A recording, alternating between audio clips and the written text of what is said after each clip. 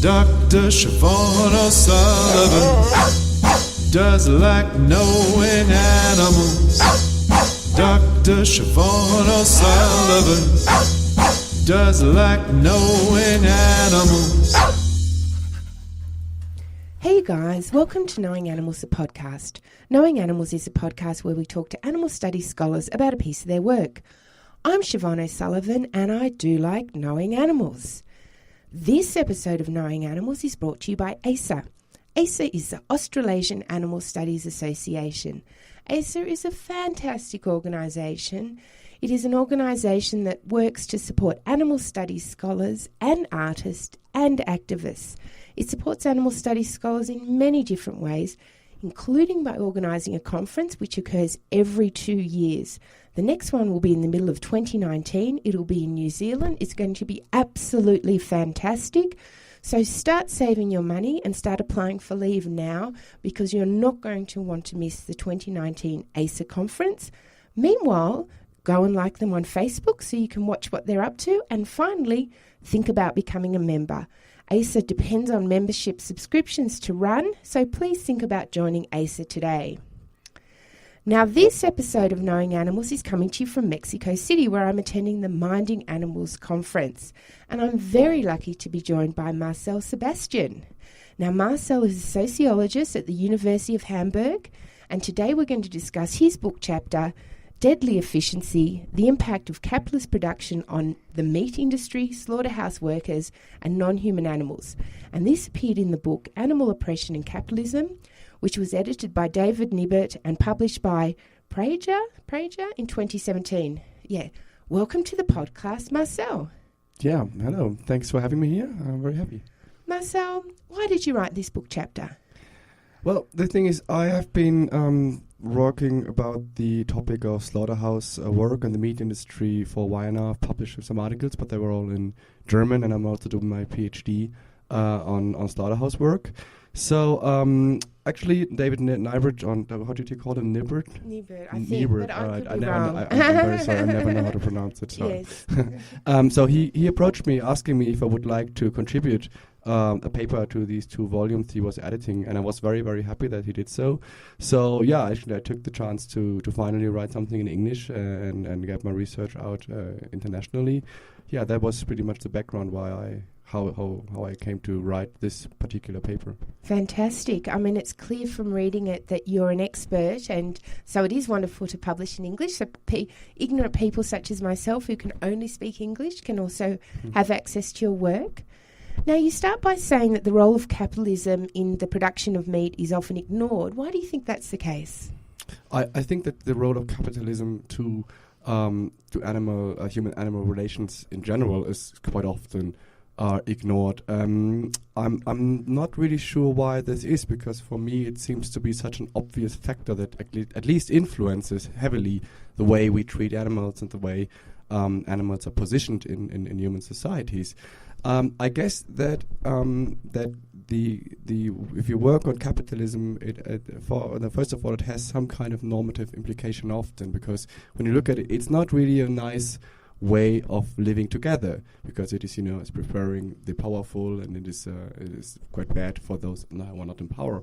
And I think that a lot of things are coming along if you start looking at stuff from this kind of perspective, and though it actually has quite a lot of implications that could be negative, maybe even for your role as a scholar or for your research.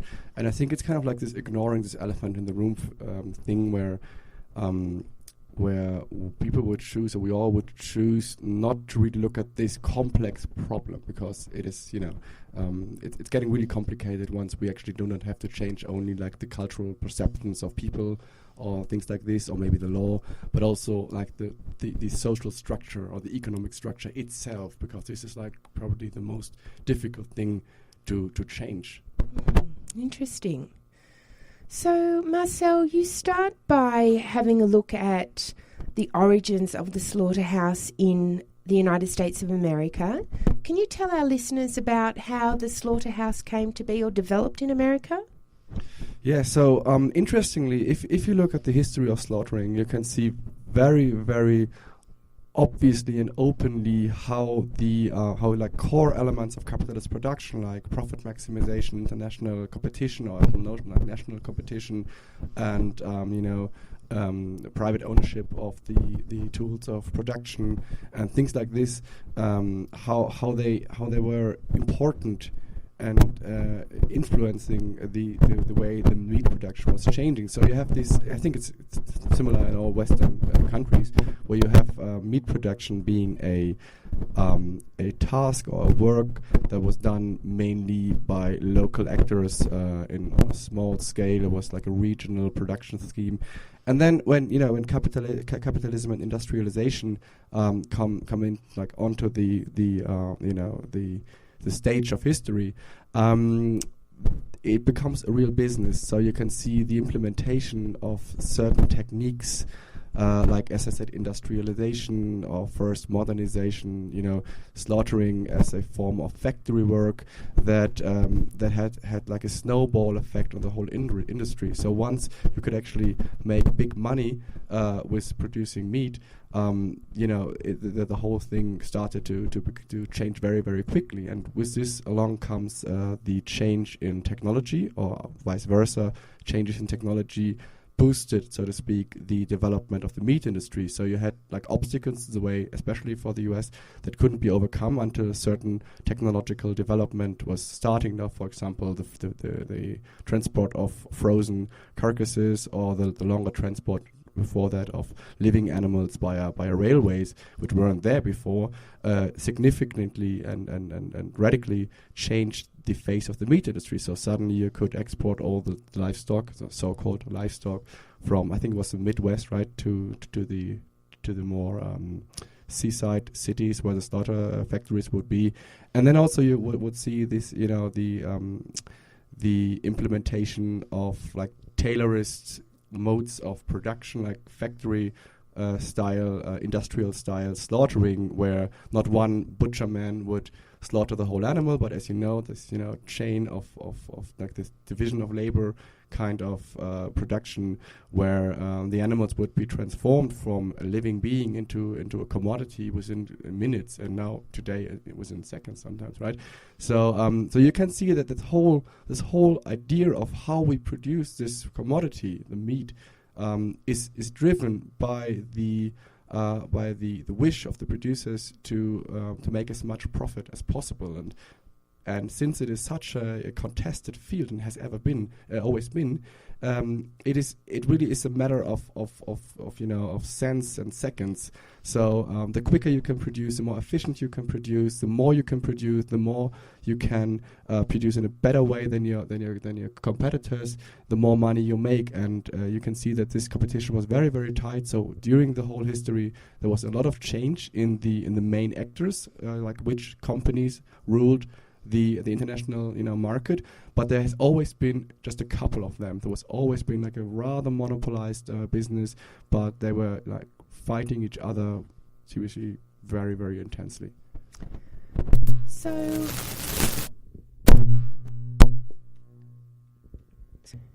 So Marcel, in your book, in your book chapter, you talk about the production side and the impact of modernisation and Fordism and all the rest.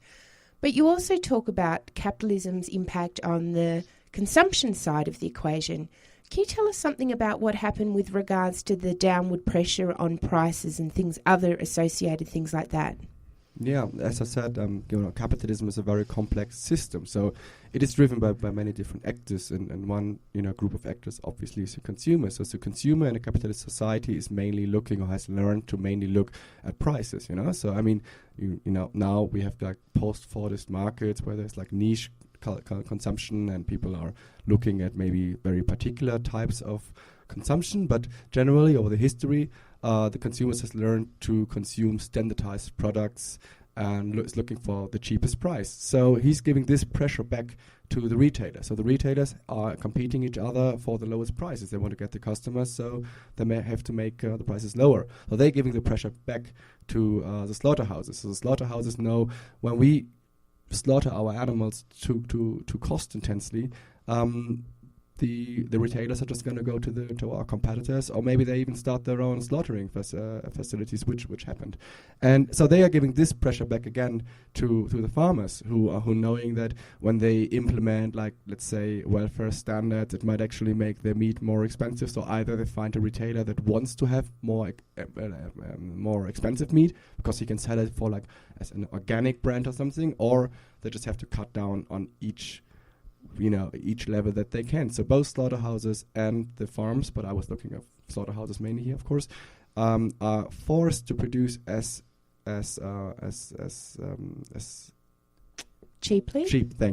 As cheaply as possible, to stay in the competition. So you can see that this whole system of profit-orientated production is forcing producers to produce cheaply, and that has a direct effect on the animals that are obviously the animals that are living in the farms, that are slaughtered in the slaughterhouses, on the workers, because obviously maybe I'm going to talk about this later on, but the wages are getting lower, of course, but also the consumer is just he's kind of used to live in this world where the most important thing in the decision of consumption is the price. So let's have a talk about those individuals who are most impacted by slaughterhouse production practices. Let's start with the non-human animal. What's happened to animals throughout this history that you trace in America? So if you look at it from an animal perspective, slaughtering never has been a good thing. I mean, always, of course, slaughtering is the killing of an animal, and that's nothing that any animal would want, I suppose. However, you can see that the conditions under which animals had to live before the slaughter and during and also the slaughtering itself have shifted dramatically. So maybe one could even, it's like maybe a controversial thing to say now, but maybe one could even think that there's some aspects to the industrialization of slaughtering that weren't necessarily, from a very cynical perspective, a bad thing for the animals, because that also means that, for example, like especially with technical development, there's some ways to see, for example, if the animal really has been stunned that hadn't been around before, when stunning, for example, would have been done with a hammer or something like that. But if you look at the angle from, for example, for farming, or also seeing that the immense amount of animals being slaughtered each second, the absolute number of problems with stunning, for example, or with the cutting, the sticking, so the loss of blood, are quite severe. So that means that because of the time pressure involved in slaughtering, and because of the downwards pressure on prices within farming, animals in meat industry have a very terrible life.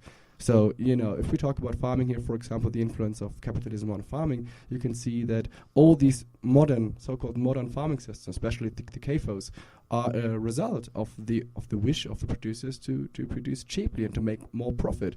And that means, I mean, probably your listeners will be more or less educated about factory farming. That means that everything that we see and that we dislike on factory farming is a result of capitalist production in a way.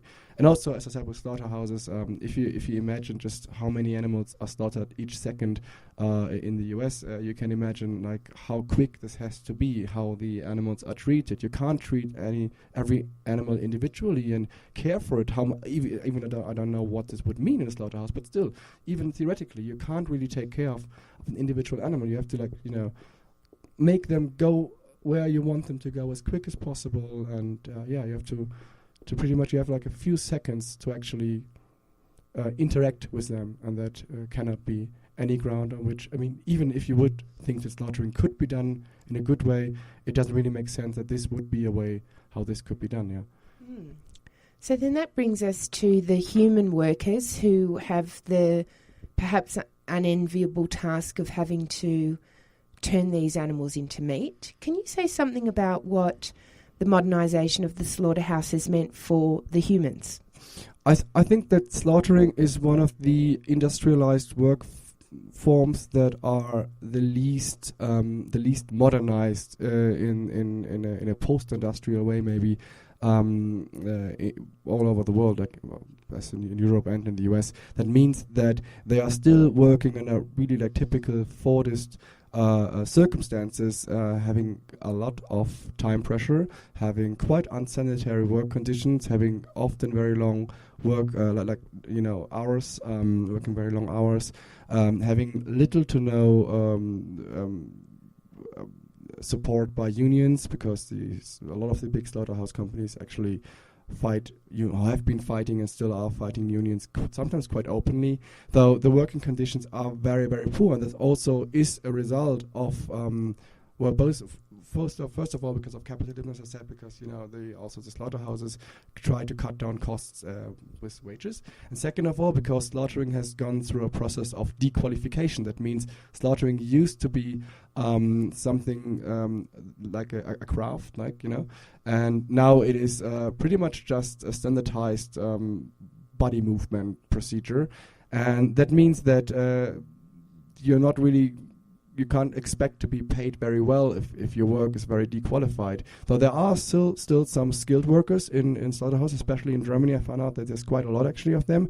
But the amount, the percentage of workforces that are coming from, in the US case, from Latin America, and in the German case, from East Europe is quite high. And that is because they are kind of more or less willing to work for cheaper wages, because they have little or no chances or opportunities. So the slaughtering industry is pretty much abusing the fact that internationally wage systems and generally living conditions are quite different. So they get in people from long distances to work for cheap in these for cheap wages in these places, and you can imagine that this is nothing fun if you're from East Europe coming to Germany, don't really speak the language. And though I could talk more about the practices, but that would be very detailed here.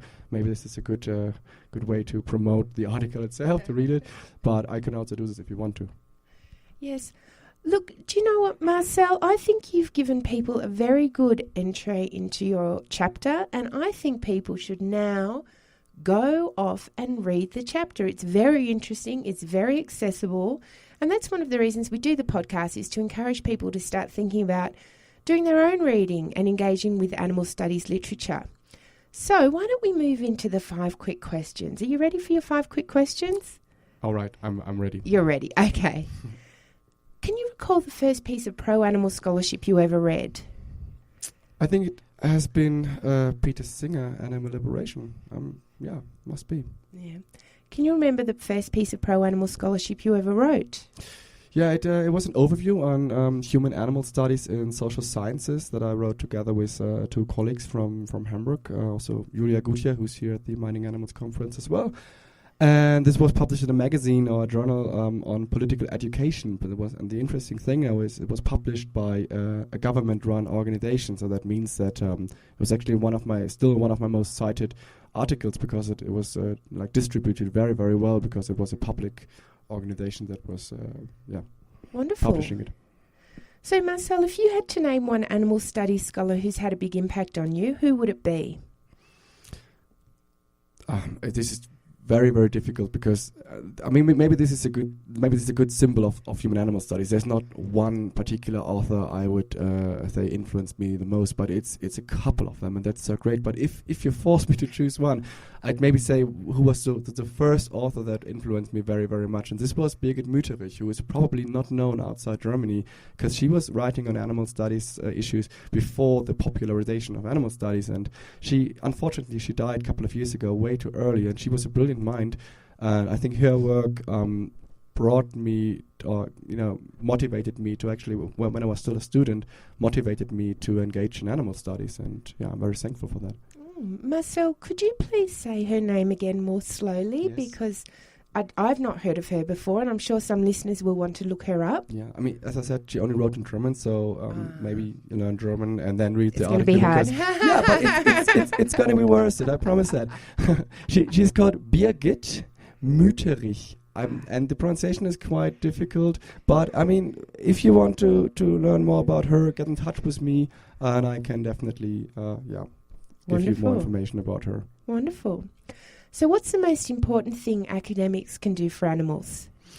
I'd say giving insight to how the society works that activists want to change. So basically, it's as simple as that, I suppose. Knowledge is key to social change, and so we as scholars need to produce the relevant knowledge. I think it's really as simple as that. Yeah. Wonderful. So if you had the power to change one thing about the human-non-human relationship, what would it be? It's also a very tricky question because there's so much that needs to be changed, probably. Well, maybe in a very general and abstract way, I would say stop violence against animals and humans, both of that, yeah. Wonderful. So, Marcel, what are you working on next? So I'm still at the last kind of phase of my PhD. So in the next month I will focus on that and hopefully finish it sooner than later. And next to that, we are preparing a research project at my university, an application for a research project about differences in animal welfare laws in Europe. So it's a very different kind of topic, not the slaughterhouse topic. So these are the two main things I will be doing in the next month and years. Fantastic. So how can people find out more about your work? So Google my name and you will find my university website, so Marcel Sebastian, and then the University of Hamburg has a detailed website with my profile on it. And also if you're on Facebook, just get in touch with me on Facebook. Fantastic. Well, Marcel, thank you so much for joining us for Knowing Animals, and thank you to the listeners for joining us for Knowing Animals, the podcast where we talk to animal studies scholars about their work. Don't forget to follow us on Twitter at @knowing_animals, or you can follow us on Facebook too at Knowing Animals. Also, don't forget to leave a review at iTunes. Reviews make it easier for other people to find us. I'm Siobhan O'Sullivan, and I do like knowing animals.